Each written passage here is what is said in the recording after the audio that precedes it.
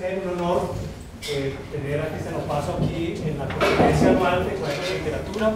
Hace parte de toda una serie de actividades que estamos realizando, que ustedes, las cuales se han enterado con la visita del profesor Julio Ramos, con la visita de Cristian y otras personas que tenemos esta semana y que hemos también durante los días anteriores podido contar con esta presencia que realmente enriquece desde muchos puntos de vista nuestra actividad académica en el departamento y los programas de literatura. De manera que pues realmente nos complace muchísimo que ustedes puedan asistir, que podamos escuchar esta conferencia anual. Ya viene a empezar a desarrollar una tradición de la revista Cuadernos de Literatura que realmente, pues como ustedes saben, viene posicionándose de manera muy importante en el ámbito académico internacional. Bien, algunos datos académicos de Cristian Opaso. Es profesor de la Pontificia Universidad Católica, doctor en literatura, especialización en teatro chileno y narrativa chilena reciente. La pregunta que me parece interesante que asume y que ha guiado sus investigaciones es de qué manera los autores de las nuevas generaciones escriben o describen el canon de las letras de Chile en un contexto signado por la globalización. Ese es un tema muy general y en particular, obviamente, el trabajo sobre teatro, performance, arte dramático. Autores como el TIR, Red, Berrigan, entre otros, son pues, de su trabajo de investigación. Acaba de publicar precisamente un libro, Pedagogías letales, ensayos sobre dramaturgias chilenas del nuevo milenio, pero en sus publicaciones y sus investigaciones está presente, digamos, este interés por el teatro contemporáneo chileno, en general marcado por este asunto de la globalización. La conferencia, como saben ustedes, es el performance de los afectos en el teatro chileno de la postdictadura, en el caso de la obra de Andrés Pérez Ayala, La huida, que es básicamente el tema de la conversación que tenemos con Cristian. Cristian, bienvenidísimo, muchas gracias por estar con nosotros. Espero que, además de la oportunidad que tenemos de conversar contigo, disfrutes la ciudad y la estadía que vas a tener aquí en Bogotá. Bienvenido. Muchas gracias. En primer lugar, no quiero dejar pasar la oportunidad de agradecer muy sinceramente la hospitalidad brindada por la Universidad Javeriana, especialmente por Cristo, quien comanda este equipo de profesores, por mi colega y amigo Jeffrey Cedeño, director de la revista Cuadernos de Literatura. Y asimismo también quisiera plantear el tremendo orgullo que significa para un académico que está en la etapa inicial de su carrera poder tomar parte de esta conferencia que es auspiciada y organizada por la que sin duda hoy día es una de las revistas más relevantes en el campo de los estudios literarios y culturales latinoamericanos. Desde hace un tiempo a esta parte parece que es un hecho insoslayable consultar Cuadernos de Literatura a la hora de iniciar cualquier investigación que pretende estar bien informada y actualizada sobre los temas que son de nuestro interés. Hecho ese reconocimiento, también quisiera hacer una advertencia, y es que si en algún minuto de la charla pido que me traigan una silla para sentarme, será por efecto de la altura. Hasta ayer me sentía con ganas de salir a trotar, hoy día estoy con el físico un poco más mermado, pero hecha esa advertencia, creo que me puedo lanzar sin más preámbulos con lo que nos convoca, que es la conferencia que he puesto un título tentativo y genérico, hace ya varios meses cuando recibí la invitación, ¿no?, de el performance de los afectos en el teatro chileno de postdictadura. Y claro, para no pecar de ser demasiado general o demasiado específico, he decidido dividir la intervención de hoy en dos partes. La primera más breve, la segunda un poquito más extensa. La primera parte más breve lo que hace es dar una visión general de cuáles son las motivaciones y los contextos desde donde surge mi pregunta por la manera en que estudiamos el teatro desde manifestaciones, entre comillas, marginales o clandestinas, como son las fiestas de pequeñas comunidades de disidencia sexual, que es sobre lo que voy a hablar más específicamente hoy día, ¿no? Una vez dado este contexto, que básicamente pretende responder de manera tentativa la pregunta de ¿por qué estoy estudiando lo que estoy estudiando? En una segunda parte me dedicaré en un ejemplo particular, que es la biografía cultural del teatrista chileno Andrés Pérez Araya, y en especial su último texto, que monta y performa meses antes de morir a comienzos de este nuevo milenio en Santiago de Chile. Hecha esa presentación a modo de índice, voy a comenzar a alternar la lectura del texto de la conferencia con el comentario, haciendo interpolaciones que espero ayuden a precisar algunos contextos y del mismo modo a darle, por supuesto, mayor vivacidad a esta presentación. Me voy con la parte primera. La titulo Agorafobia, Memoria, Afecto. Dice así: a juzgar por nuestros trabajos, historiadores y críticos del teatro chileno del siglo XX padecemos agorafobia o pavor súbito a los espacios ajenos. Es esta una autocrítica a todos quienes ejercemos el trabajo académico de historiar el teatro chileno. Ustedes saben, ¿no?, que la agorafobia es ese pavor súbito, ¿no?, a los espacios ajenos, a salir de nuestras zonas de confort.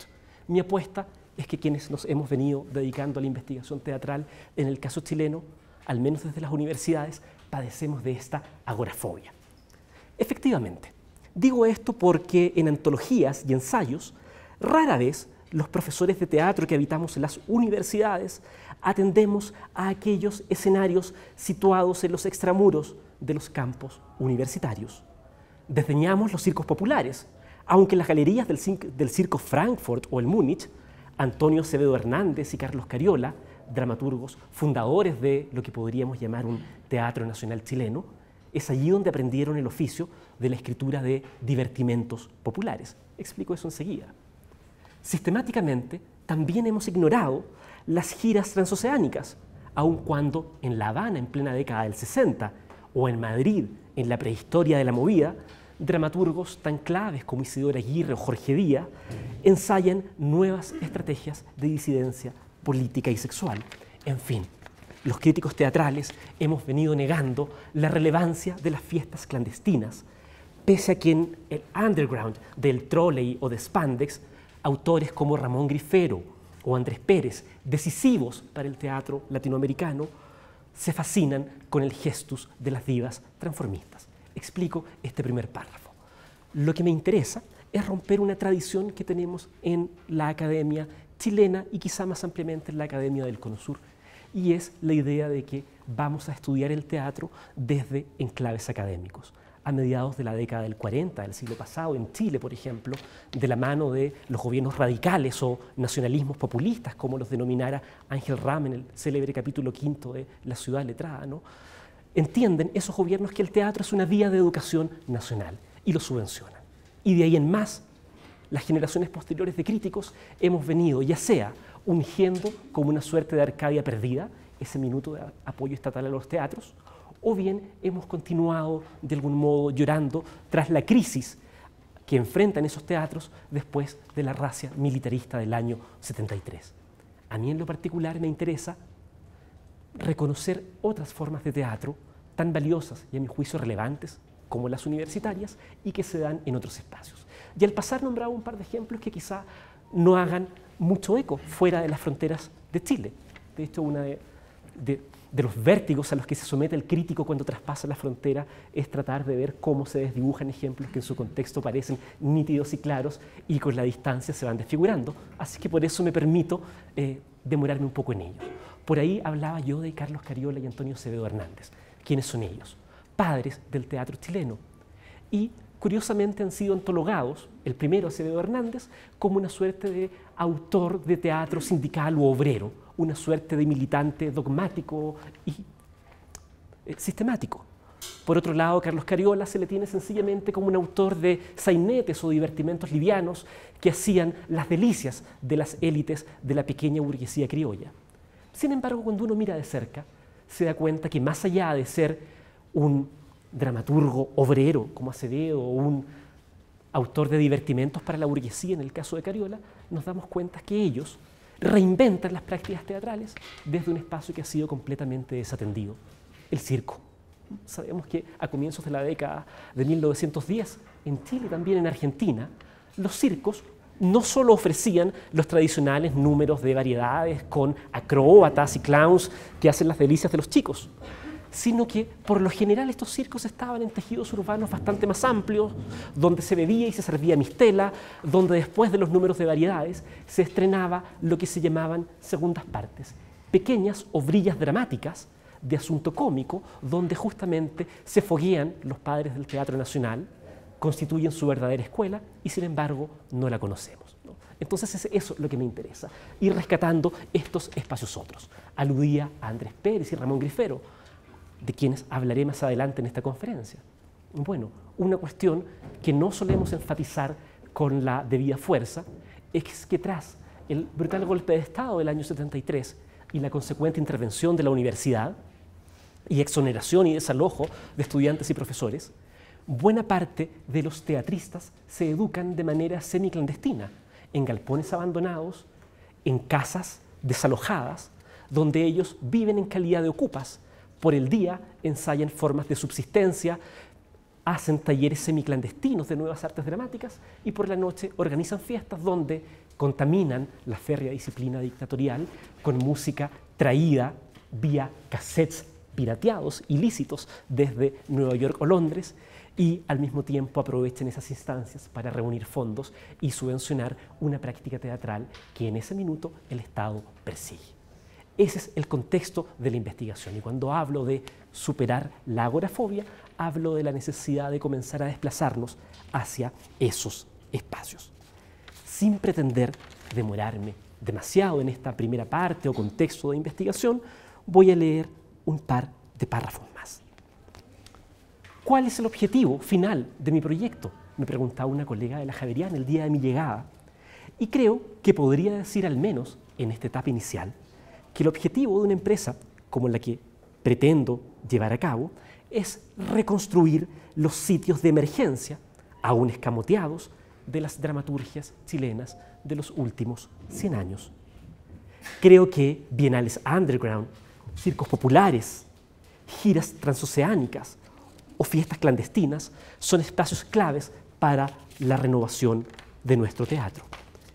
De manera tentativa, a estos espacios informales e invisibilizados los he venido denominando, también tentativamente, escenarios contrapedagógicos, pues en ellos las prácticas teatrales, forzadas por una contingencia hostil, donde la raza militarista se funde con los espectros del VIH, se yerguen en oposición a las doctrinas estéticas y políticas hegemónicas. Muestro acá algunas fotografías de hitos que he ido recabando y que nuestras historias del teatro marginan. Por ejemplo, el minuto en que en 1970 Isidora Aguirre renuncia a lo que podríamos llamar su condición de tenure en la Universidad de Chile para ir a hacerse cargo de la dirección artística de la campaña presidencial de Salvador Allende, donde realiza genuinos performances callejeros que tienen como propósito socializar y discutir las bases del programa de gobierno de la Unidad Popular. O en otro registro azaroso del año 82, que muestra un célebre burdel santiaguino llamado La Carlina, donde reinaba el ballet de artistas transgéneros llamado The Blue Ballet, el ballet azul. Resulta que en la asistencia a esos espectáculos nuestros teatristas aprenden el arte de la coreografía y el performance, no necesariamente en el aula universitaria. También aludía a bienales underground, que, quién sabe, creo que si damos un segundo clic a la flechita podemos ver que un video de muy mala calidad se comienza a proyectar, o dejémoslo también en esa imagen del plano de Santiago, ¿no? Vuelvo enseguida sobre estas imágenes. Estoy planteándonos esta idea de que basta comenzar a escarbar los archivos y aparece toda una escena, una trama underground que ha venido siendo ignorada. Pero bien, no quisiera avanzar sin dejar sentada la triada aún provisoria que sustenta mis pesquisas tempranas. Esa triada repite los conceptos de agorafobia, memoria y afecto. Diría por ahora que la agorafobia es el concepto que me permite designar aquella falencia que señala que los críticos hemos estado impedidos de ver más allá del aula universitaria. Atados a la agorafobia, a esta condición cuasi patológica, nuestras memorias teatrales acusan que lejos de nuestras zonas de confort, todo lo sólido se desvanece en el aire, como no las estructuras pedagógicas consabidas. En contra de una memoria surgida de la agorafobia, propongo otra memoria, atenta esta vez al performance de los afectos, o lo que para mí es equivalente, aquellas coyunturas donde la anatomía de los cuerpos, mera información biológica, es investida por afectos y por ende lanzada a un campo de fuerzas desbordadas. ¿Qué quiero decir con esto? Que más allá de analizar la figura puntual de un teatrista o dramaturgo al interior de la universidad, más allá de analizar lo que este teatrista o dramaturgo puede haber publicado en formato libro y que yo voy y encuentro en la biblioteca, lo que me interesa en este minuto es imaginar el proceso previo en que el cuerpo de ese dramaturgo, en que las palabras que luego fueron a parar el texto estuvieron lanzadas a un espacio tan vasto como azaroso. No me interesa, pues, ser un crítico que comente solo evaluativamente el resultado de un determinado texto o montaje. Me interesa más bien escudriñar la antesala, los procesos, las tensiones y las pugnas que permitieron llegar a producir ese texto o ese montaje. Esta es la introducción y el contexto que de algún modo espero mapee cuáles son mis propósitos, cuáles son mis objetivos. Dentro de este proyecto, por cierto, espero no solo ocuparme de Andrés Pérez, sino, lo cuento acá de manera más informal, intentar reconstruir una historia del teatro chileno desde estas fiestas clandestinas, partiendo por las fiestas ligadas a los circos populares en los años 10 y terminando a comienzos de la década de los 90 con fiestas de disidencia sexual en discotecas clandestinas y prontamente clausuradas en el Chile de los primeros años de la transición a la democracia. Y bueno, como hay que empezar por algún lugar, en esta conferencia he decidido compartir con ustedes, en la medida que el tiempo lo permita, un caso puntual que es el que examino en la segunda parte. Esta segunda parte la titulo Pedagogía de un bailarín de discoteca, la huida de Andrés Pérez Araya. Y es el texto que comparto a continuación. Primer apartado. Andrés Pérez, Go-Go Dancer.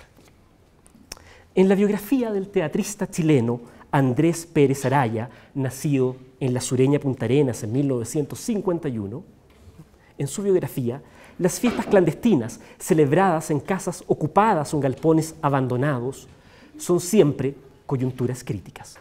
Algunos ejemplos.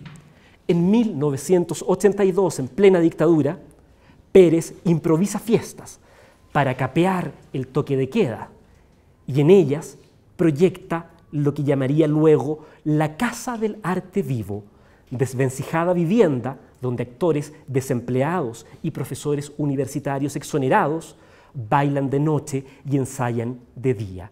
Calle Bustamante, 372, Providencia, al comienzo del trazado que muestra la ilustración con el mapa de Santiago.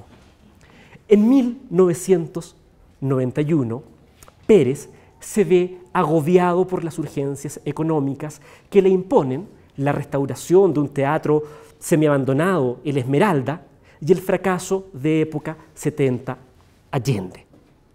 A Pérez, a comienzos de los 90, ya iré matizando, ¿no? Las cosas se le dan duras. Después de la resistencia clandestina realizada durante dictadura, con cierta ingenuidad supone que los gobiernos de la transición democrática estarán dispuestos a apoyar su arte y con cierta ingenuidad monta una obra que intenta historiar desde los afectos lo que para él fue la epopeya del gobierno de Salvador Allende. Curiosamente, eso crispa la frágil democracia de los consensos chilenas, le son quitados los fondos y Andrés Pérez, para poder subsistir, comienza apropiándose de un teatro ubicado acá, en el sector antiguo de la ciudad, el Esmeralda, el teatro donde Antonio Acevedo Hernández, el dramaturgo circense de principios de siglo, estrenaba sus sainetes. Pérez lo rescata, estaba convertido en una tienda de venta de neumáticos, invierte dinero y sin apoyos estatales, ¿qué hace? Organiza una serie de fiestas donde nuevamente de noche se pone música, se cobra entrada y de día esos fondos son ocupados para causas tan diversas como alimentar a los sectores, generar políticas de prevención de VIH y al mismo tiempo generar programas alternativos donde se enseñan fragmentos de un currículo que no cabe en la universidad. Con la complicidad del artista visual Daniel Palma, en Spandex, el mismo Pérez oficia de anfitrión, curador y go-go dancer. Esto ocurre en la calle San Diego, 1035, Santiago Centro. Ya les voy a explicar por qué mi fijación con las direcciones postales. Paciencia. Sin más, durante los últimos meses de vida, Pérez se atrinchera en unas bodegas clausuradas para estrenar La Huida, texto surcido con materiales autobiográficos, en los que unge las fiestas clandestinas como enclaves donde una cofradía de artistas, en su mayoría homosexuales, se educa bajo la tutela de, comillas, las locas más viejas, y con ellas ensaya proyectos de subversiva resistencia contracultural. Calle Matucana 100, Estación Central, casi cayéndose del mapa de Santiago. Me pregunto, pues, ¿dónde más, sino en una fiesta clandestina, podría educarse, enamorarse y guarecerse Andrés Pérez Araya, teatrista estigmatizado como maricón, pobre y comunista? Me permito estos epítetos porque él mismo los ocupa en su discurso como una manera de exorcizar el denuesto. Si vamos a la siguiente imagen, les quiero mostrar acá algunas fotos de Pérez, quien, claro, suele ser recordado como director de teatro, escasamente como dramaturgo. Acá los vemos en los performances que realiza en Spandex, como justamente Coco Dancer, explorando nuevas formas de trabajo corporal. Y en el fondo vamos viendo un video del genuino programa de preparación teatral que incorporaban estas fiestas que realiza Pérez. Vamos un poquito más atrás, ahí mismo. Y paciencia, paciencia, ahí está, perfecto. Ahí va corriendo el video, ¿no? Vamos viendo cómo se instala a finales de la década de los 80 toda una estética que en ese minuto estaba ausente del mainstream criollo. Claro, acá quizá convenga hacer una precisión contextual. Estamos en una época pre-internet, pre-tratados de libre comercio. ¿Qué quiere decir esto? Que tener acceso a música que hoy día puede parecer tan accesible a través de las redes sociales como The Smiths o la tradición de la New Wave anglosajona, en ese minuto se conseguía única y exclusivamente a través de viajeros clandestinos, hijos de retornados que volvían al país o, por supuesto, a través del tráfico semilegal en mercados de segunda utilidad. Y en estas fiestas que va organizando Pérez, lo interesante de rescatar es que durante la noche no solo había un disc jockey que iba pinchando temas, sino que convivían la música y el baile con adelantos de piezas teatrales que no conseguían teatros propiamente dichos para ser montados. Habrá que decir también que hay algunas anécdotas que hablan de las horribles censuras que padece Pérez en Spandex. Por ejemplo, me permito contar un fragmento de una anécdota. Varias de estas fiestas terminaron intervenidas por la policía, que usando gases lacrimógenos entraba y arrestaba, aludiendo códigos tales como ofensas a la moral o transgresiones de género a los asistentes. Un video que por su precariedad no ha podido ser digitalizado muestra cómo en esas fiestas el propio Pérez tiene que salir a llamar a la calma mientras los parroquianos son finalmente expulsados y llevados por la policía. Las fiestas Spandex lo trabajo en otro texto, no viene el caso ahora profundizarlo, pero podría contar que acaban cuando Pérez sufre presiones de parte del gobierno de Chile para cancelar este tipo de fiestas, que son vistas en la época del gobierno de Patricio Elwin Azócar como focos de sedición, ya que en ellas se incoaría el germen de una revuelta tan indeseable como el de la movida española posfranquista. O, peor aún, la prensa comienza a festinar con cierto morbo de que estas fiestas organizadas de Pérez serían espacio para la propagación de la temida entonces e injustamente estigmatizada pandemia del SIDA. Pues bien, continúo.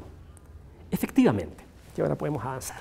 En el proceso de escritura y de montaje de La Huida, Pérez oye a estas locas viejas y es usado por sus cuchicheos, construye un texto en el que intercala dos relatos simultáneos. Por un lado, en clave histórica casi, el melodrama de Joaquín y Pedro, una pareja escindida por el terror que suscitan los fondeos homofóbicos que, según rumores de la época, habrían sido perpetrados por sicarios paramilitares durante la dictadura de Carlos Ibáñez del Campo, 1927-1931. Valga una pequeña nota a pie de página. Si bien nunca ha sido confirmado por nuestros historiadores, hay una tradición oral que se transmite de generación en generación que señala que durante la década del 30, finales de la del 20, Carlos Ibáñez del Campo, en un régimen de cierto autoritarismo, genera una campaña de exterminio de ciudadanos indeseables, refrendado por una serie de códigos civiles que se van a promulgar en los años siguientes, y que consiste, según este rumor, en hacer redadas vía delación para identificar a sujetos homosexuales que pasaban desapercibidos en sus oficios de profesores, comerciantes. Según el rumor, eran llevados a campos de tortura, subidos luego a un barco. Este barco zarpaba, supuestamente, en la costa de Pisagua, en el norte de Chile. El barco llega a alta mar, los individuos eran sentados en unas sillas metálicas, los pies eran sumergidos en cajones con cemento fresco, se esperaba que el cemento se solidificara y con estos prisioneros amordazados y todavía vivos eran lanzados al mar. Lo que hace Pérez es rescatar este mito, que no está en los libros de texto de historia, sino que está en las conversaciones y en los rumores de la fiesta underground. Y de ese rumor saca la materia prima para escribir un texto que oscila entre dos dimensiones temporales. La primera, la historia de dos personajes ficticios, Joaquín y Pedro, quienes se ven escindidos por la paranoia que suscita este fantasma. Y Pérez, en otra dimensión temporal paralela, establece una analogía donde la racia de Ibáñez del Campo en contra de los homosexuales es, en los años de juventud de Pérez, tenida como un ejemplo de lo que le podría llegar a ocurrir a los disidentes durante, en ese minuto, la incipiente dictadura de Pinochet. Estos dos son los espacios temporales con los que juega la huida. Lo digo de manera sintética. En una fiesta de homosexuales clandestina, Pérez dice enterarse de este rumor de la década del 30. Y estos homosexuales mayores le advierten, ojo muchacho, con esta dictadura que se inicia, Pérez está situándose en los años 70, podría venir una segunda racia como aquella que no cuenta en los libros de historia, pero que sin embargo hemos transmitido en clave de rumor. Bien. A través de las acotaciones o didascalias, como las solemos llamar en el lenguaje de teatro, a esas frases o enunciados que nos señalan cómo se compone la escena, ¿no? A través de las didascalias, el texto encomienda el desdoblamiento de los actores y la dramaturgia crea un espacio, la disco pirata, la discoteca clandestina, donde el susurro de las locas mezcla melodrama y testimonio, goce y tortura. Me permito citar el texto de Pérez. En el texto, Pérez escribe en primera persona singular, dejando de lado el rol de Joaquín, ¿no? Les he hablado de esta oscilación que nos vamos al pasado, volvemos al presente. Dentro de ese presente, Pérez habla en primera persona singular y dice: fue un comentario así como, ojalá no se repita contra nosotros lo del barco. Fue en una fiesta clandestina de homosexuales, aun cuando en aquellos años muchas acciones eran clandestinas y había toque de queda. En esos años las fiestas duraban toda la noche. Se conversaba mucho, recuerdo, y se bailaba, y bueno, todo lo humano. En una de esas fiestas estábamos bailando en una casa prestada, ¿cuáles ocupas?, por alguien que también vendía trago y bebidas. Eso se acostumbraba. Estábamos bailando cuando empezaron a caer piedras en el techo, un techo de calaminas. La fiesta era bien lejos, siempre eran lejos, en lugares perdidos, casi cayéndose del mapa. Esa noche era en una población de la capital. Miramos por las ventanas y vimos a unas 15 personas, todas hombres, insultando y lanzando piedras hacia la casa, al mismo tiempo que se acercaban esgrimiendo palos. Obligados, salimos a defendernos e interrumpimos el baile. Y finalmente logramos hacerlos arrancar. Cuando volvimos a la casa, a la tranquilidad, tomándonos un trago de consomé, ¿no?, esta sopa de pollo tibia que supuestamente calma el temperamento, surgió el comentario de ojalá no vuelva en los tiempos del barco. Y la historia de ese barco se fue develando en medio de la noche. Alguien también dijo, volvieron, solo que se están llevando a otros. En esos años y en ese lugar clandestino se empezó a gestar dentro de mí esta obra, La huida. Me tomó 26 años encontrar la forma de contarla. Hasta ahí la cita. A partir de esta cita no preciso por qué me di toda esta vuelta previa mostrando direcciones y espacios proscritos en la ciudad, ¿no? Porque La huida es un texto que lo que hace es justamente hacer memoria y rendir homenaje de aquella escena alternativa donde se educa, como decíamos, ocupando los denuestos, donde se educa y el único espacio donde puede aprender un maricón estigmatizado como comunista y pobre.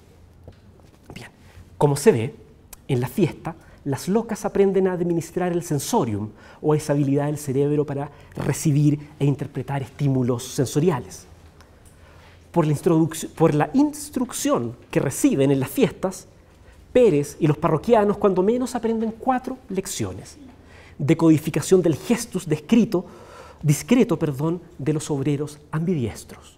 Chilenismo que designa a los varones bisexuales. La obra cuenta cómo en estas fiestas quienes llevan una doble vida desarrollan todo un código semiótico semiclandestino que permite el reconocimiento sin aspavientos. Aprenden también la proxémica, el contacto cuerpo a cuerpo que se requiere para el cruising entre profesores y futbolistas, quienes por sus roles públicos no pueden evidentemente desplegar sus cuerpos con total libertad. Aprenden también en las fiestas el santo y seña de los circuitos de la vida galante. Como la ley sanciona la homosexualidad, las fiestas deben ser clandestinas y exigen agudos protocolos de inclusión. Aprenden por último algo no menor, el adiestramiento corporal que permite huir en noches de persecución. Las habituales redadas de policías y sicarios paramilitares exigen muchas veces trocar los tacos por las zapatillas de clavos. A partir de esta descripción preliminar, propongo que La huida lleve inscritas las huellas de lo que podríamos llamar una pedagogía de la masculinidad y del oficio teatral, cuyo espacio de gestación son las fiestas clandestinas. En los apartados que siguen de esta conferencia, y sin pretender excederme en demasía, intentaré ir mostrando básicamente la teatralidad que inviste esta fiesta, las proposiciones metateatrales que se aprenden en la fiesta y no en la universidad. Mi premura metodológica por mentar a un dramaturgo go-go dancer como festino, como un bailarín de discoteca, obedece a la constatación de que para historiadores y críticos la fiesta es un espacio todavía real. En Chile, salvo Pérez, nadie ha osado simbolizarla en primera persona singular. Apartado 2 y vamos avanzando con las imágenes. Muchas gracias. Iliana Camacho, profesora también, que ha sido una anfitriona excepcional y que está fuera de cámara para quienes nos ven en otras latitudes. El apartado número 2 se titula, y ya les explico por qué, De la calle Huenchaca a Divine Disco Gay y otras fiestas inolvidables. ¿A dónde voy con eso? De La huida se conserva un texto de 29 carillas mecanografiados en altas, casi rompiendo toda regla de ortotipografía castellana. Y estas hojas están tipiadas sobre papel tamaño carta. Además de este bosquejo y borrador que circula semiclandestino, hay 2 registros en video. Una sesión de ensayo filmada en la azotea del apartamento de Pérez, a falta de salas de ensayo formalizadas, captado en septiembre del 2000, y una función en las bodegas teatrales de Matucana, esta vez grabado en abril de 2001. Estos 3 registros documentan la última etapa de un trabajo de investigación cuya gestación es anterior a las instancias de escritura, ensayo y estreno. Pérez nos va recordando que, si bien este impreso es del 2000, los antecedentes, los rumores que se traman en su texto dramático, en su dramaturgia, se anclan en 1974. De ahí, por esta precariedad material, podemos seguir viendo imágenes, es que mi objeto de estudio sea un archivo personal, una caja de cartón repleta de afiches, cassettes, entrevistas, fanzines, fotocopias, fotografías, recortes de prensa de diversa data y otras reliquias tecnológicas que a estas alturas se resisten a ser digitalizadas. Según estos registros, el proceso de investigación de Pérez comprende una auténtica epistemología del teatro pobre en el Cono Sur. De acuerdo con esta epistemología, en el sur, la iniciación en investigación de un director dramaturgo homosexual encuentra su pie forzado en el rumor, enunciado que por los fondeos o por el SIDA o por los cabezas rapadas queda siempre huérfano de un locutor conocido, palabra sin cuerpo, palabra tránsfuga, palabra contagiosa. En su discurso, cada enunciado acusa esta merma de cuerpo. Escuché por primera vez, me dijeron, sin saber quién, del barco aquel. Surgió el comentario, alguien dijo. Las primeras frases de gestación de la escritura de Pérez siempre aluden a un lenguaje donde quien habría sido testigo o cuerpo que padece en primera persona ya no está o no puede estar. Con vocación de director interesado en el teatro documental, podríamos decir que Pérez busca registros escritos de los supuestos fondeos de los que les hablaba y que habían ocurrido en la década del 30 y que supuestamente podrían volver a ocurrir en dictadura. Sin embargo, no encuentra nada más que rumores. Porque claro, le tomó 26 años investigar esta historia, pero la pesquisa no arrojó pruebas concluyentes. Murió sin conocer la respuesta. Recién en 2011, quienes seguimos acá, hemos ido descubriendo, gracias al trabajo seminal, por ejemplo, de Leonardo Fernández, historiador del Movimiento Universal de Minorías Sexuales de Santiago de Chile, gracias a él hemos ido descubriendo antecedentes que, si bien no prueban los fondeos, dan cuenta de todo tipo de padecimientos. Si me permiten, me explayo con un paréntesis historiográfico para contextualizar. Lo que intento hacer acá es decir, claro, Pérez escucha un rumor, el rumor habla de un barco y de fondeos. Tal vez el barco y los fondeos no ocurrieron, pero sí hemos descubierto que hay otro tipo de experiencias traumáticas que se ocurren y que así afectan a esta comunidad hacia finales de la década del 20. Pérez no vivió para conocer estos antecedentes, pero quién sabe si en su memoria los visibilizamos. En la época que Pérez y el rumor señalan, no hay fondeos demostrables. Lo que sí hay es una sucesión de eventos de violencia sexual que habrían condensado la imagen de un barco, de un puerto, y que extenderían los límites temporales de la dictadura de Carlos Ibáñez. A saber, en 1931, el profesor primario Manuel Anabalón es asesinado por sicarios paramilitares afines al gobierno de Ibáñez en el puerto de Valparaíso. En los meses siguientes, el crimen es aclarado por el periodista Luis Mesa Bell, de la revista Weekend, pero Mesa tampoco vive para contarlo.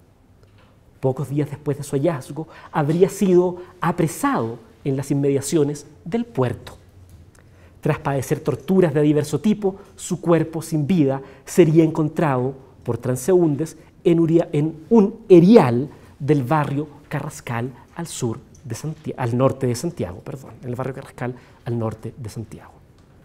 En este doble crimen se mezclan raza militarista y vida porteña. Anabalón, además de profesor comunista y pobre, habría sido acusado de homosexual, el mismo vicio que se le habría achacado a Mesa. Rumores. De seguro, la sospecha y el rumor de género habría endurecido la sentencia que frente al bar ambos padecieron: tortura, desaparición. A este crimen doble se suman otros antecedentes de ajusticiamiento de supuestos homosexuales en instalaciones portuarias. Según documenta Fernández, el historiador a quien aludía, en concordancia con expedientes de gendarmería, en la misma época, 7 homosexuales reclusos en Santiago habrían sido trasladados a la cárcel de Pisagua, puerto nortino tristemente célebre porque durante la dictadura también habría sido escenario de torturas, esta vez contra militantes de izquierda. En todo caso, podrá cambiar la escenografía, ¿no? Pero no cambia su estructura: mar, tortura, persecución, por razones de género.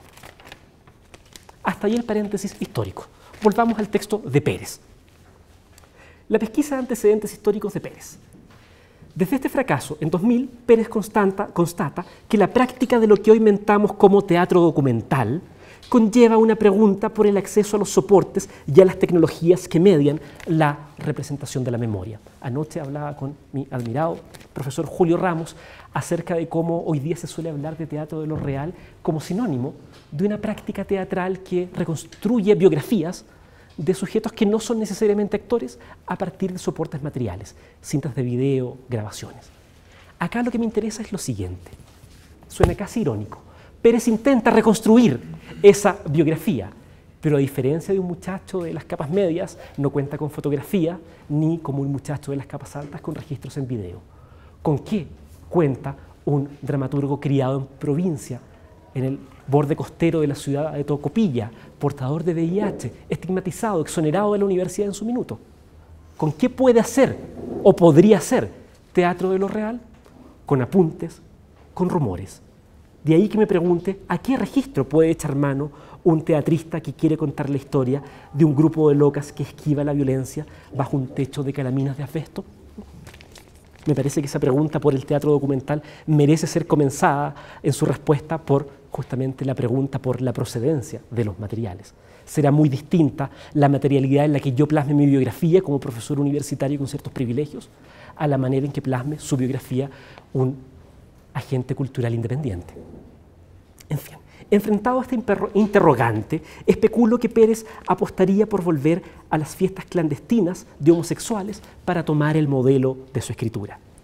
Para Pérez, creo yo, estas fiestas underground serían auténticos laboratorios de producción corporal, donde la anatomía de los asistentes deviene cuerpo al ser investida por la trama de los afectos proscritos por la ley. Acá parafraseo básicamente a la crítica Erin Manning, quien señala que tenemos que distinguir lo que sería mera información biológica de lo que sería cuerpo. Información biológica es todo lo que ustedes pueden medir y cuantificar, sangre, glóbulos rojos, blancos, seguramente distorsionados hoy día en Bogotá. Pero por otro lado, el cuerpo, que es lo que surge cuando esta masa de datos es puesta en un campo de fuerzas y de intercambios más amplio. Para reconstituir entonces ese cuerpo proscrito de los sujetos homosexuales, Pérez comienza a hacer, según yo intuyo, una arqueología de fiestas. Es ese el banco de memoria con el que él cuenta. Y acá hay dos casos, si podemos ver la siguiente imagen, que saltearé el texto para no agobiarlos con lectura y los voy a contar de manera oral, ¿no? Vamos un poquito más adelante tal vez, y después podemos volver sobre esas imágenes que son del montaje de la huida de la secuencia histórica. Vamos a lo siguiente. Bien, ¿por qué me interesaba ese contrapunto entre el video y lo que viene? Creo que con la flechita podemos... No, sino sencillamente, permiso cámara, creo, por acá. Bien. Eso, me interesa el contrapunto entre el video de estos cuerpos danzantes y estas portadas de prensa. ¿Por qué me interesa ese contrapunto? Porque por un lado el montaje de Pérez fabula justamente con qué ocurre en esas fiestas clandestinas y genera unos videos en blanco y negro que se ocupan como soportes del montaje teatral. Pero por otro lado tenemos un antecedente que es el único registro que guardamos de esas fiestas y que nos dicen registros claves de fiestas. Por ejemplo, nos dicen que el año 69 en la ciudad de Antofagasta ocurre el llamado escándalo de la calle Huenchaca, otra escena donde padecimientos, mar y homosexualidad se superponen, quizá no en un barco, pero en otro tipo de castigo. Lo que ocurrió ahí fue que una redada policial da con una fiesta donde un grupo de hombres bailaban, la mitad desnudos, la mitad travestidos.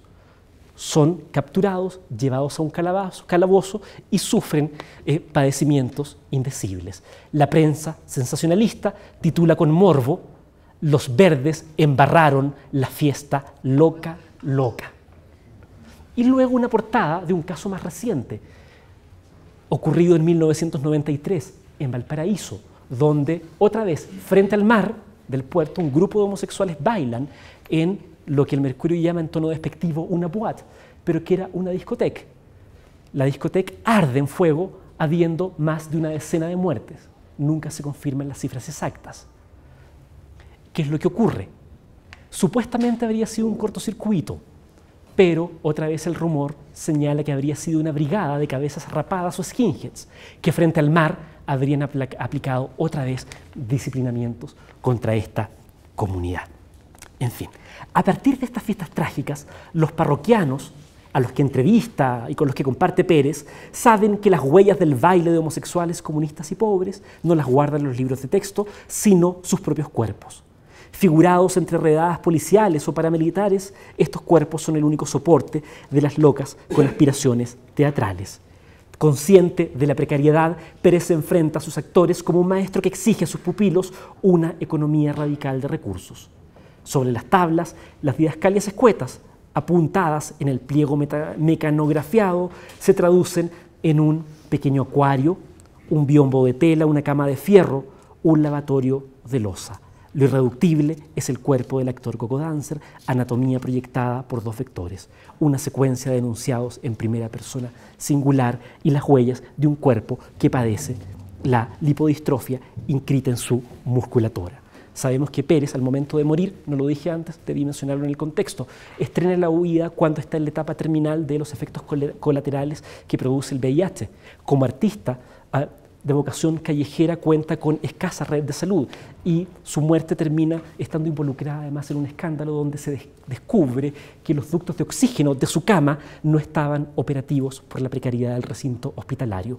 Ese Pérez en sus últimos meses de vida es el que hace esta biografía y para reconstruir esta biografía dice tengo que ir a las fiestas y para reconstruir las fiestas no puede ir a la biblioteca, va al rumor y a las historias orales que en el mejor de los casos se guardan en titulares sensacionalistas.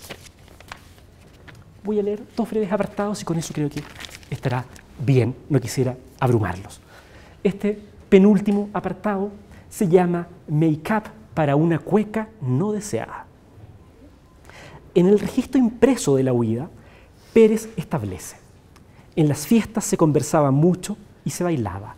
Dirá que al conversar el cuerpo de las locas huye del bando del silencio, ¿no? La homosexualidad como pecado innombrable. Y dirá, en rebelión, que cada frase deberá estar saturada de nombres, multiplicación de adjetivos, introducción de cláusulas. La frase se hace estallar. Es como que si a falta de pruebas el lenguaje tuviese que ser proliferante en tropos que intentaran restituir lo que calla la lengua hegemónica. Pérez dirá también que al bailar el cuerpo de las locas se convierte en traficante. En la pista, ellas no siguen las canciones, por el contrario, las piratean, pues agregan coros apócrifos, inventan coreografías o instauran códigos de vestuario ad hoc, ¿no? Cuando vamos estudiando las fiestas nos damos cuenta que no basta como dato de archivo descubrir el playlist de canciones que se situaba cada noche, sino también entender cómo eran coreografiadas por los asistentes y qué coros apócrifos inventaban para sustituir lo que muchas veces se señalaba en un impronunciable inglés. Esa zona gris y performativa es la que a Pérez le va interesando. En estos estilos de conversación y baile radicales, Pérez halla el modelo retórico de su dramaturgia. ¿Qué quiero decir ahora? Que cuando el tipo empieza a contar esta historia biográfica en fiestas que no tienen más fuente que el rumor, a falta de pruebas, construye una retórica saturada de imágenes que pretenden combatir el silencio. Lo cito. Acá habla Pérez, que trabaja como actor en una de las temporadas del montaje, y dice: ¿tú sabes que no se los llevan a ninguna isla? ¿Tú sabes que los suben a un barco y luego en alta mar les ponen los pies en un cajón de cemento fresco con una mordaza en la boca para que no griten? ¿Tú sabes que gritan igual? Toma una concha y escucha, ahora susurrando: Pedro, Joaquín, ¿tú sabes que una vez que el cemento se ha solidificado, los lanzan al mar? Ya iban ellos, con sus tacos altos de cemento, desatando sus mordazas, agitando sus brazos con esos pañuelos, bailando la última patita de una cueca no deseada. Aquí, Pérez habla con memoria de bailarín. A él no le importa que sus frases sean verdaderas. si le importa que ellas recuperen la máxima de la tortura, es decir, la inmovilización del cuerpo mediante prácticas, prótesis rectificadoras, mordazas, tacos altos de cemento, que los hacen ver como, comillas, maceteros con delicadas flores raras. Para Pérez, las prótesis constituyen el guardarropa común de los fondeados de un barco mercante. Es decir, más allá del cliché de la loca que atesora y colecciona pelucas, dirá Pérez, habrá que poner este guardarropas apócrifo, constituido ya no por joyas de fantasía, sino más bien por instrumentos de tortura. Cito nuevamente a Pérez. Y aquí estamos, unos con tacos altos de cemento y otros con medias nylon color sangre, bien entretenida la partusa. ¿Qué podríamos hacer con estas ropas? Desde un punto de vista formal, estimo que esta retórica de la tortura bien merece el epíteto de cruel camp o un camp de la crueldad. Aquella imagen donde los fetiches vestimentarios de las divas transformistas son confeccionados con los mismos materiales que las herramientas de tortura y coloreados con los flujos que exudan los cuerpos abusados. La escritura de Pérez es insistente en ir superponiendo la imagen del artista transgénero que se maquilla frente al espejo, como el video de Spandex, con el cuerpo que en la escena siguiente está tiñéndose, pero esta vez con los fluidos que surgen de los suplicios. Salteo el texto y me voy a un apartado que espero sirva de conclusión provisoria. Lo titulé Pánico a la discoteca, ya que hemos estado hablando de agorafobia y otras cosas. En la primera secuencia del video del montaje de la huida, Joaquín, interpretado por Pérez, está solo en casa. De hecho, permiso, me voy a permitir avanzar bastante. Ahí lo pueden ver. Pérez está solo en casa. ¿Qué ha hecho? Ha desempolvado un disco, lo ha puesto en un equipo estereofónico y se escucha el recitado de un poema en lengua engolada. Enciende una varilla de incienso, se pasea por la habitación. Lo que suena en el tocadiscos es el poema Señor, escrito y recitado por Alejandro Flores, primerísima figura de la bohemia criolla de los primeros 50 años del siglo XX. Al minuto siguiente, Ernesto y Esteban, dos homosexuales prófugos, golpean la puerta. Tac, tac. En el acto se interrumpe, tal como verán, el recitado. Dejemos que corra la imagen. Se escuchan ruidos, el gesto del golpe, Pérez se levanta, se interrumpe el recitado. No perdamos de vista que esta escena está ambientada en los años 30. No olvidemos que la obra va pasado, presente, pasado, presente. En el pasado, la escena en que Pérez, esta vez actuando como uno de estos perseguidos por los fondeos, tiene que dejar de escuchar este disco de esta primera figura de la vida galante criolla y entran dos parroquianos que exigen ser guarecidos. En el acto vemos cómo un homosexual de Puerto, interpretado por Pérez, debe renunciar a su afición al melodrama por razones de Estado. Se da cuenta que lo están persiguiendo. Se acaba el recitado. Es curioso el paso de esta voz galante y sensual al toc, toc amenazante de la puerta. Asusado por el mito de los fondeos, Pérez sitúa la acción en 1929. Sobre la base de los expedientes carcelarios, nosotros sabríamos que esto podría ocurrir años antes o años después, pero poco importa. Lo interesante es que esto podría ocurrir en una época cercana al mismo periodo histórico en que el Estado chileno comienza a apoyar sistemáticamente el desarrollo de los teatros universitarios.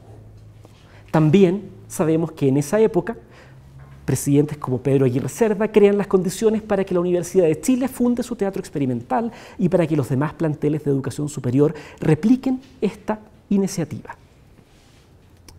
Pero como he venido diciendo antes, los teatros universitarios son organismos académicos que estatizan las artes escénicas de acuerdo con los intereses de la noble burguesía industrial. ¿Qué me interesa acá?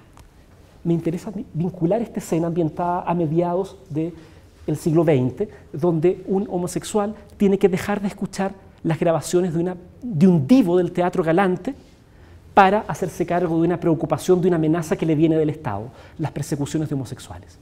Me interesa ver una coincidencia histórica. En el mismo periodo en que esto habría ocurrido, años más, años menos, se fundan los teatros universitarios. Y esa fundación de los teatros universitarios conlleva la instalación de un tipo de práctica teatral que reniega de todo este imaginario. Desaparecen de los escenarios universitarios el vodevil, el arte de los transformistas, la vida galante, el teatro revisteril, ¿no? En ningún caso es posible sostener que los teatros universitarios sencillamente profesionalicen la escena. Yo no estaría de acuerdo con esto. Creo que más bien, guiados por sus intereses, estas instituciones lo que hacen es fondear a una generación de divos que contribuyó al desarrollo de las industrias del cine, la fotografía y el mismo teatro. ¿Qué quiero decir con esto? Me parece que, así como en el texto de Pérez, el sujeto tiene que olvidarse de esos gustos, los teatros universitarios, con todo el aporte tremendo que hacen, también hacen una operación cuando menos polémica y paradójica, que consiste en hacernos olvidar, en sacar de lo que consideramos el buen gusto estas prácticas populares. Me niego a que se ocupe el término de que la universidad profesionalice el teatro, porque, creo que lo comentábamos ayer con Juan Cristóbal, ¿no? En el periodo previo a los teatros universitarios, muchos de los textos dramáticos se escribían como esquelas que eran montadas en salas de teatro. Si les iba bien, pasaban luego al radioteatro o incluso al cine. Había una industria cultural. Entonces, más que hablar de profesionalizar, me parece que hay que hablar de cómo se hace desaparecer una vida cultural que es de la que Pérez es deudo. En la huida, y acá me acerco a una conclusión provisoria, los sentidos literal y alegórico mientan un mismo fondeo, el de los bailarines de discoteca. Desde 1929, Joaquín, Pedro, Ernesto, Esteban, Francisco Flores o Andrés Pérez, da lo mismo si son caracteres de ficción o genuinos gestores culturales, ambos son calzados con tacos de cemento. Metáfora cruel, metáfora camp, que acepta ser permutada por instrumentos de tortura, VIH u omisión deliberada de los libros de texto. En Chile, el Estado y sus teatros, en la época que ficcionaliza Pérez, así como en el presente, nos ha cerrado las puertas. Nosotros, los críticos, en complicidad, hemos venido sufriendo pánico a la discoteca. Muchas gracias.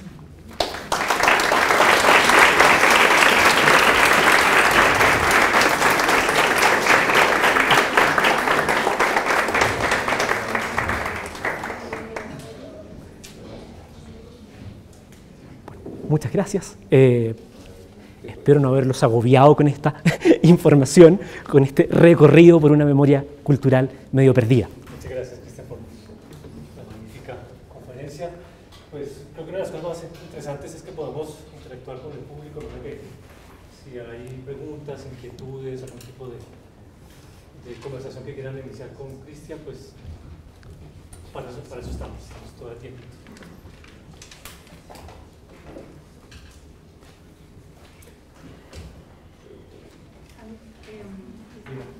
Para mí es inevitable, pues, bueno, yo no investigo el teatro chileno, pero sí la poesía, sobre todo de la primera década del 2000. Y para mí es inevitable hacer la relación con estas cosas que investiga, por ejemplo, Magda Sepúlveda sobre la discoteca, o lo mismo que yo he escrito sobre la poesía, por ejemplo, de Diego Ramírez, y estas discotecas que no son del todo clandestinas porque ya no lo son, pero en los que están en funcionamiento como personajes muy similares, ¿no? O sea, están los skinheads, están los jóvenes gays en su mayoría, o que están en una búsqueda de su sexualidad donde es digamos, muy fluida, ¿no? Entonces no sé si de pronto en estas investigaciones tú has podido hacer como unos lazos con estas otras construcciones de la discoteca que se han hecho más, de la discoteca medio clandestina que se han hecho más recientemente. Es interesante la pregunta que tú planteas, creo yo, por dos razones. Una primera metodológica que me parece que nos obliga a entender que un estudio por géneros no es suficiente. ¿En qué sentido?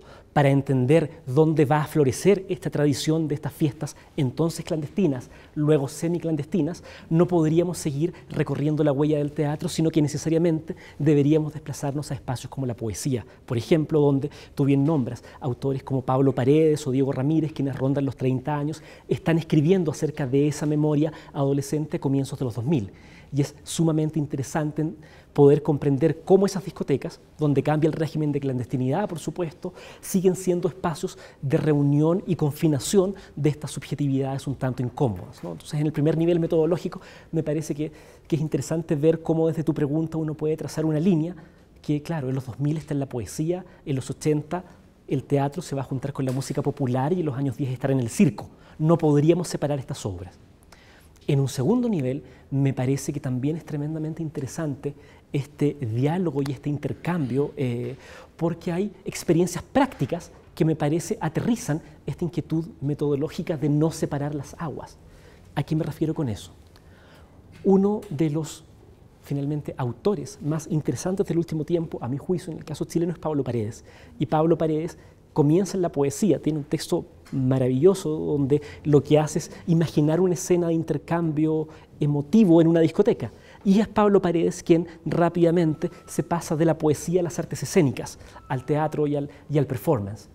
Creo que, como conclusión de estas dos vertientes, ¿no?, la premisa metodológica y los hechos que derriban por tierra las fronteras, lo que a mí por lo menos me queda como conclusión al escuchar la intervención de Lina tiene que ver con la existencia de una memoria cultural que se va encarnando por las precariedades del minuto en distintos formatos. Y eso me hace, por ejemplo, volver a una nomenclatura que hoy día cada vez cobra más fuerza en los estudios teatrales y que nos dice, ojo, no hablemos necesariamente de texto dramático o de montaje. Cuando yo era estudiante nos decían, clase 1, separación, el texto dramático es lo que está escrito, el montaje es lo que hacen los actores.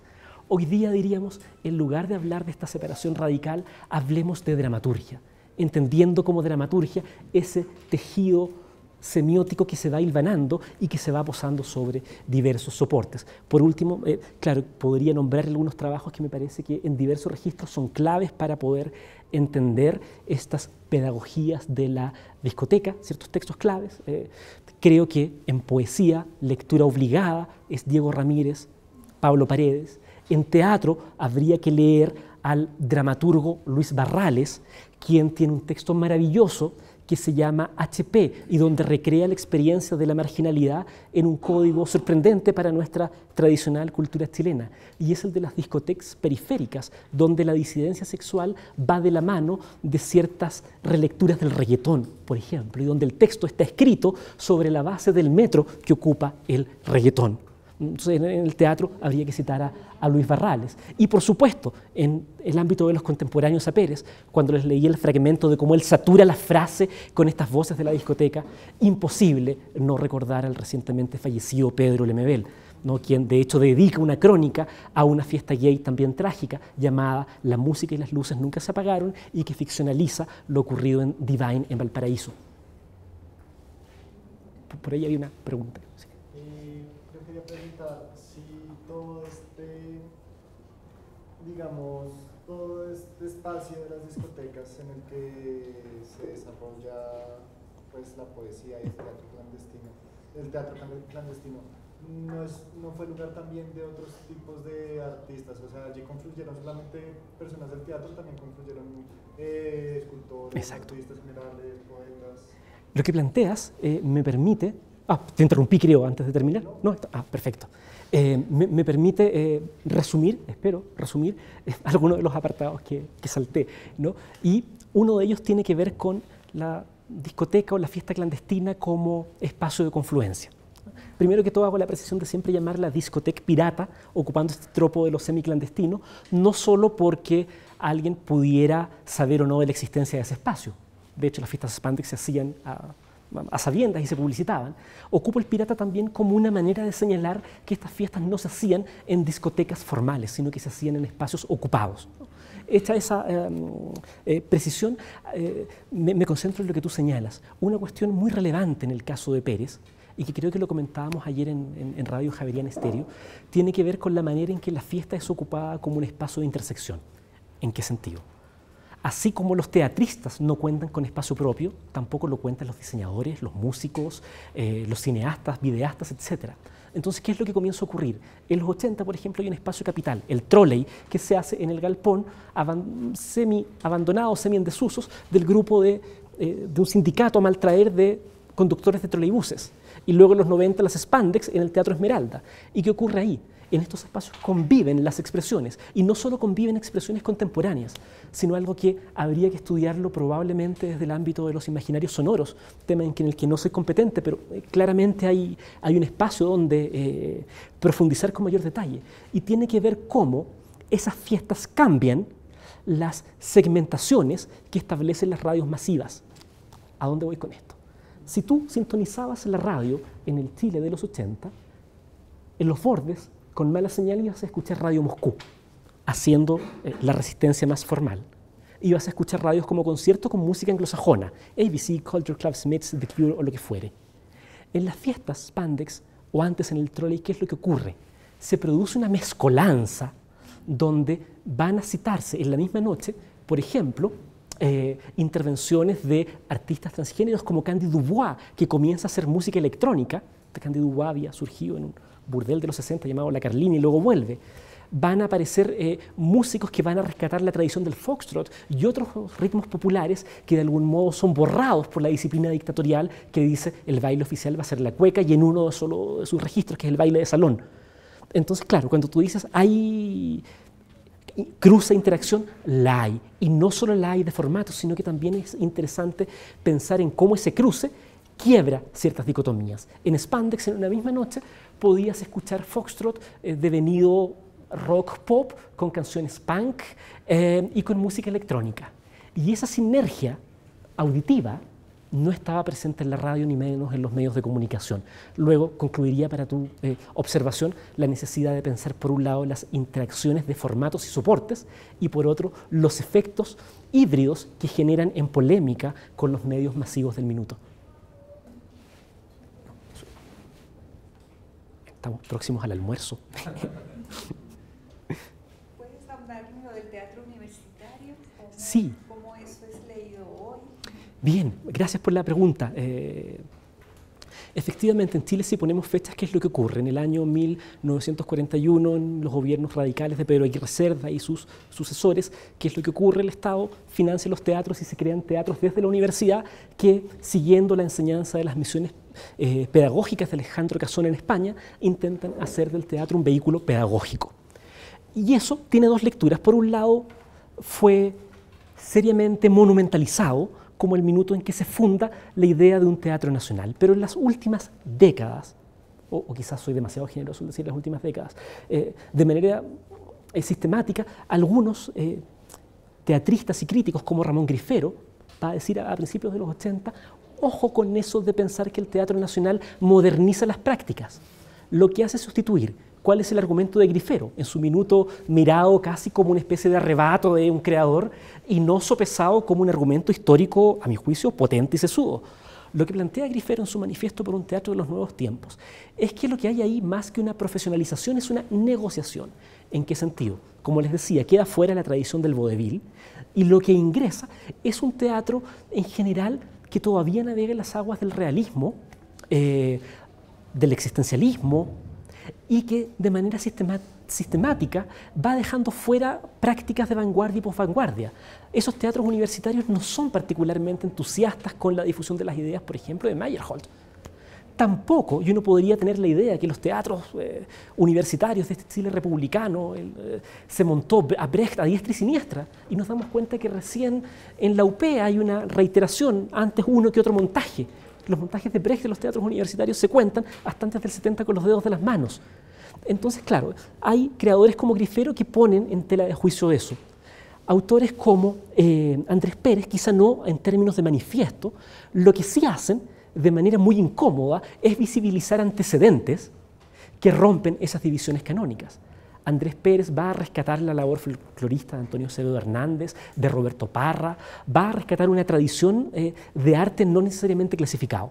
Yo diría que quienes lanzan la primera piedra, los que comienzan a desmontar esta monumentalización, son justamente los creadores.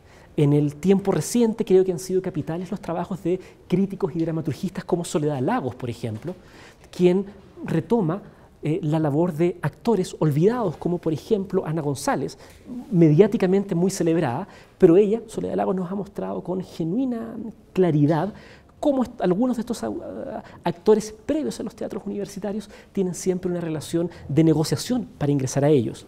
Es decir, hay un movimiento que surge, diría, desde la voz de los creadores en plena dictadura que dicen, ojo, la historia es más compleja, y así como intentan recuperar ese imaginario acústico previo a la UP, también rescatan otras tradiciones actorales, y luego una nueva generación de investigadores muy atentos a esas prácticas que están en los márgenes de las universidades.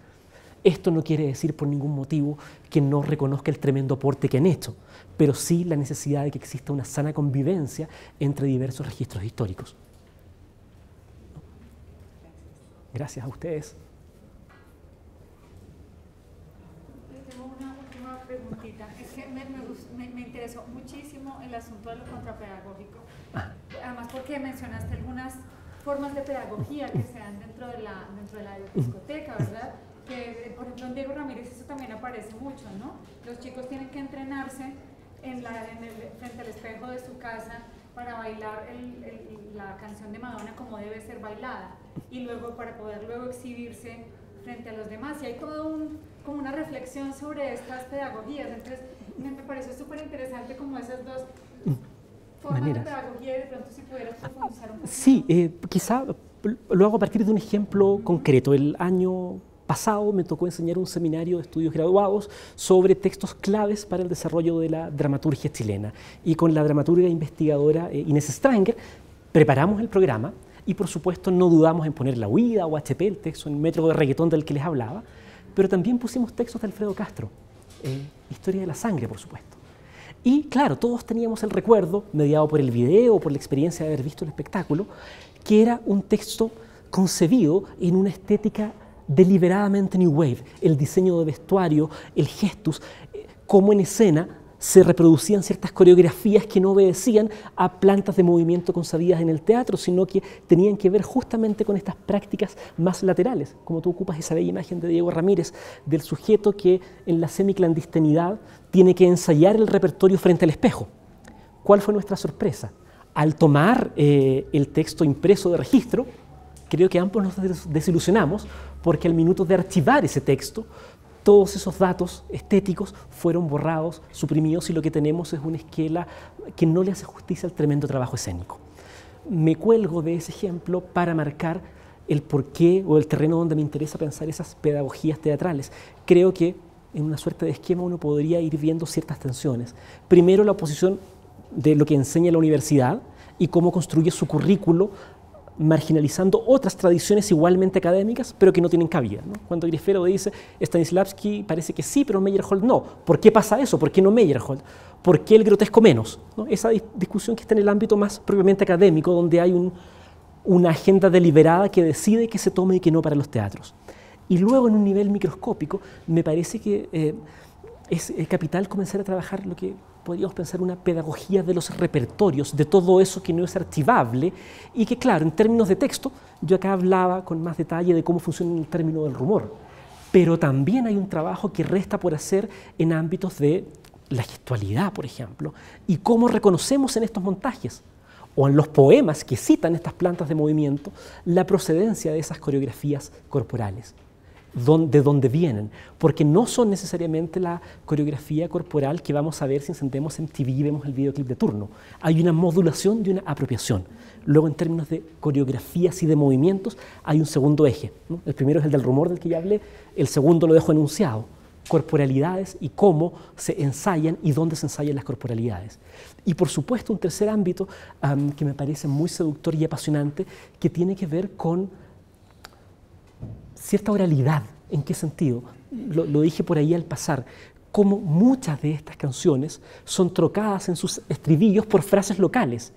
donde a la hora de escuchar en uno de estos espacios una canción bailada de determinado modo y trocando el estribillo de la manera adecuada, se está generando una declaración cultural que muchas veces ni siquiera ha sido imaginada por los productores que están detrás de estas grandes figuras del show business, ¿no? Creo también que dentro de esa misma línea, y acá cierro, ¿no?, que así como cuando comenzamos a ver la relación mediada que hay entre los objetos de consumo y estos circuitos underground, hay que hacer una distinción. En la época de Pérez operábamos a través de este tráfico semi-ilícito. Desde Nueva York se importaban los medicamentos retrovirales en sus primeras versiones, en esa época novedosos CD, en mayoría cassette que se grababan. Con eso se actualizaba la enciclopedia en el tráfico. Hoy día, con las tecnologías, hay un gesto que es levemente distinto y no por eso menos subversivo, y que tiene que ver con la manera en que estas comunidades van a apropiarse de cuestiones que son muy mainstream y las van a resignificar dentro de ese espacio. Entonces creo que ahí también hay un trabajo que hacer. Por ahora, en términos de resumen, yo diría que un agente que quisiera ir en ese ámbito tendría que poner atención al rumor, a la planta de movimientos corporales y a lo que no se me ocurre un nombre por ahora, pero podríamos llamar la oralidad o la manera en que la oralidad sobreescribe los registros formalizados. ¿No?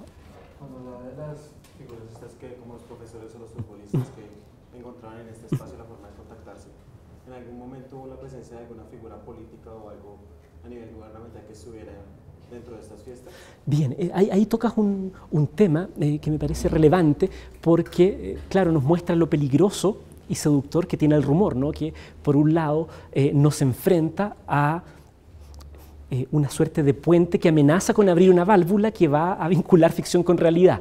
Esta semana, antes de venir a Bogotá, y parto también con un ejemplo, Víctor Hugo Robles, activista y performer chileno, conocido por su personaje el Che de los gays, ha publicado un libro y en una serie de entrevistas radiales él justamente dice, bueno, lo que yo vengo haciendo es tocar una misma tecla, reescribir la historia de las comunidades homosexuales desde los márgenes. Y ahí él, en una serie de entrevistas de radio, nombra a políticos que él dice, bueno, en el ámbito de la política no se han explicitado las condiciones sexuales. Y él ocupa una metáfora que fue muy polémica y acá viene el escandalillo de la semana en que estuvimos en Chile. Él dice, a propósito de que en Chile estuvimos hablando de los pactos de silencio entre militares sobre las violaciones a los derechos humanos, Víctor Hugo Robles dice, hay otros pactos de silencio que no son menores y que son los pactos de silencio de la sexualidad. Y él dice, hemos avanzado en una medida, y es el asumir que no hay pactos de silencio de homosexualidad en el espectáculo, en el show business, porque es un espacio de algún modo que ya ha sido bien atenazado por las leyes del mercado. Pero Robles se pregunta, ¿y qué pasa con los pactos de silencio de sexualidad al interior de la política o las Fuerzas Armadas, que son espacios todavía más tensos, no cooptados por el show business? ¿A dónde voy con esto? A que si bien creo que Pérez no da una respuesta puntual a qué es lo que vamos a hacer, sí manifiesta la complejidad del fenómeno. Un fenómeno que tiene caras, como la de la anécdota de Víctor Hugo Robles, u otra cara que le toca al propio Pérez, que es que tras su muerte, la mayoría de los medios dicen que Andrés Pérez ha muerto a causa de una larga enfermedad, y no dicen que esa larga enfermedad fue suscitada porque él era portador de un virus para el cual el Estado chileno no daba necesariamente las garantías de prevención y tratamiento. Entonces, claro, esa idea de rumor, silencio, comienza a multiplicarse. Y cuando tú tocas el punto de, en el ámbito de Pérez se dan nombres, su obra no da nombres explícitos, pero sí genera una especulación acerca de pactos de silencio de diversa índole. Por ahí va. Sí. Una pregunta, digamos que en estos espacios de la discoteca se generan como lenguajes privados, no solamente verbales, sino corporales, ¿cierto? El teatro universitario, que al ser universitario está, digamos que hace parte de la institución o del lenguaje oficial, ¿cómo asume ese lenguaje que es privado? ¿O cuál es su relación, digamos, con ese lenguaje? Bien, yo respondería en dos segmentos. El primero, plantearía que lo que ocurre en las fiestas, más que ponerle el epíteto de privado, creo que le pondría el epíteto de no oficial. ¿En qué sentido? En que más que ser conservado como un secreto vergonzante, lo que ocurre es que circula de manera interferida. Ahora, ante tu pregunta, ¿qué hacen los teatros universitarios con estos lenguajes? Nos vamos a dar cuenta, creo yo, en 2 minutos históricos de crisis que generan estos lenguajes. Te doy un ejemplo de la década del 60 y otro ejemplo más contemporáneo. En la década del 60, por ejemplo, Jorge Díaz, dramaturgo formado al alero de los teatros universitarios, estrena una obra, Topografía de un desnudo, que cambia esa matriz universitaria, juega con textos en clave política, de algún modo tiene un pie en el escenario y otro en la calle, y eso genera una revuelta tal al interior de ese teatro que se da una especie de decisión de agendas muy radical. Y esa introducción da la impresión que funciona como un agente que hace un cortocircuito dentro de la estructura universitaria. Hoy día, en ámbitos más presentes, el segundo ejemplo podría ser el de Andrés Pérez. Él es invitado cerca de su muerte por el Teatro Nacional a montar un texto de Antonio Acevedo Hernández, por ejemplo. Y lo interesante es toda la serie de conflictos que tiene Pérez con la institución, ¿no? Él viene de una cultura del hacer tú mismo, donde uno es el vestuarista, donde uno es el escenógrafo, donde vamos a recolectar a demoliciones los azulejos, como en el caso de su clásico La Negra Ester, van a servir de escenario. Y cuando llega al teatro se da cuenta que hay una estructura que podríamos llamar sintáctica, que no admite y no tolera esas unidades, siguiendo con la metáfora léxica, que las ocuparían. En breve, respondiendo a tu pregunta, ¿qué pasa con estos lenguajes? Yo te diría que hasta ahora las experiencias han sido por lo general, de cortocircuitos, ya sea porque la institución no es capaz de tolerar lo que viene de afuera, o en su defecto, porque quien viene de afuera no logra acoplarse al mismo registro lingüístico de lo que ahí ocurre. Tal vez también habría que hacer un pequeño matiz, nota a pie de página, y es que en Chile, desde la transición a la democracia, por un lado, claro, continúan las salas universitarias, pero el Estado, a través de una serie de fondos concursables, es el que subvenciona la práctica teatral.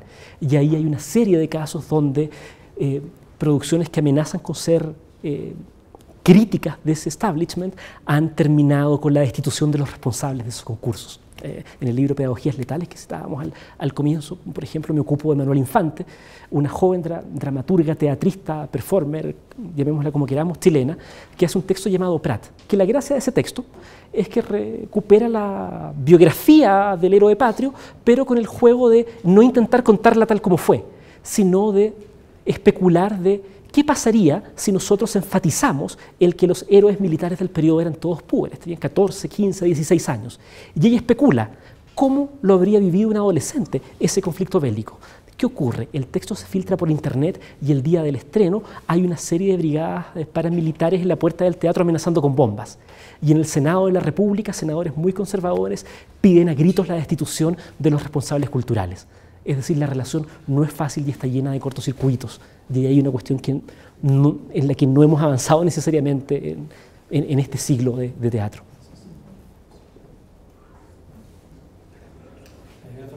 Sí. Ayer usted hacía una conexión entre Andrés Pérez y otros tipos de performers que reflexionaban acerca de este tipo de manifestaciones, conectado con Peter Allen, con Freddie Mercury, que son pues artistas que en su contexto hacen un cierto tipo de resistencia. ¿Usted en su estudio ha podido percibir algún tipo de repercusiones en el ambiente, no sé, cultural o político o de la salud, no sé, después de este tipo de resistencias y después de estas manifestaciones artísticas? Interesante pregunta. Quizá más que responderla puedo dar algunas imágenes que se me vienen a la memoria al escuchar tu planteamiento, que es, ¿no? ¿Qué pasa en el caso chileno con una figura incómoda con la de Pérez? ¿Qué efecto suscita si lo comparamos con lo que ocurre en los centros metropolitanos, ¿no? con estos performances? Yo te diría que una primera cuestión que uno nota es la lógica con la que se archivan las imágenes de estos autores. Si tú vas a la biblioteca, buena parte de las fotografías de Pérez lo retratan como un artista de carácter latinoamericanista casi, donde toda esta dimensión New Wave aparece vedada. Recién en un trabajo de mi colega María de la Luz Hurtado, un documental que está en postproducción, se ve a Pérez ataviado con esta indumentaria New Wave. Entonces, primera cuestión que me surge es qué interesante cómo procesamos esa imagen, de qué registros fotográficos nos colgamos para construir el memorial de Andrés Pérez. Ese es el primer fenómeno. Un segundo fenómeno que ocurre en nuestro caso, te diré que no es privativo de Pérez, sino que ocurrió con otros personajes incómodos, Violeta Parra, Víctor Jara, que tiene que ver con estos sujetos, claro, realizan una militancia en vida que es muy resistida, ¿no? Yo estudié literatura en los años 90 y en general en las clases de teatro no se leía de historia del teatro, Andrés Pérez, ¿no? Si tú miras las antologías, son otros los autores que están circulando en el periodo. Siempre estaba en un backstage del entredicho de alguien al que se le recordaba por una obra muy popular y masiva a finales de los 80, La Negra Esther, pero cuando se metía con Allende o con la sexualidad era mirado como un ejercicio menos afortunado. Y eso nos lleva a la segunda pregunta, al segundo punto. En vida, estas agencias son tratadas de manera muy acomodaticia. A Pérez se le redujo a La Negra Esther, un texto que era más susceptible de ser normalizado, y se le ninguneó por este otro tipo de materiales.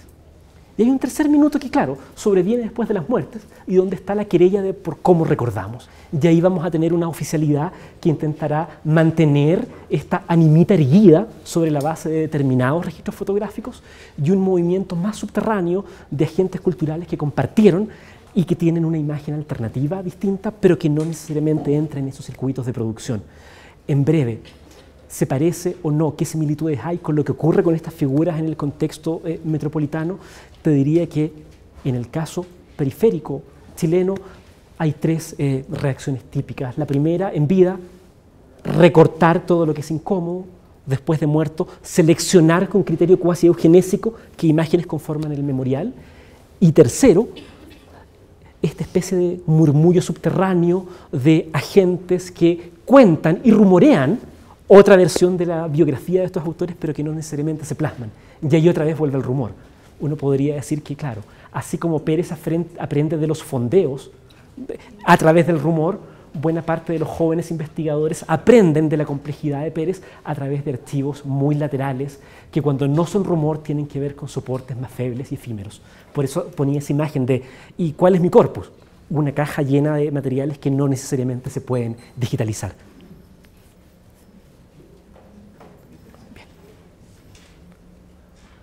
Bueno, muchísimas gracias. Bueno, muchas gracias a ustedes.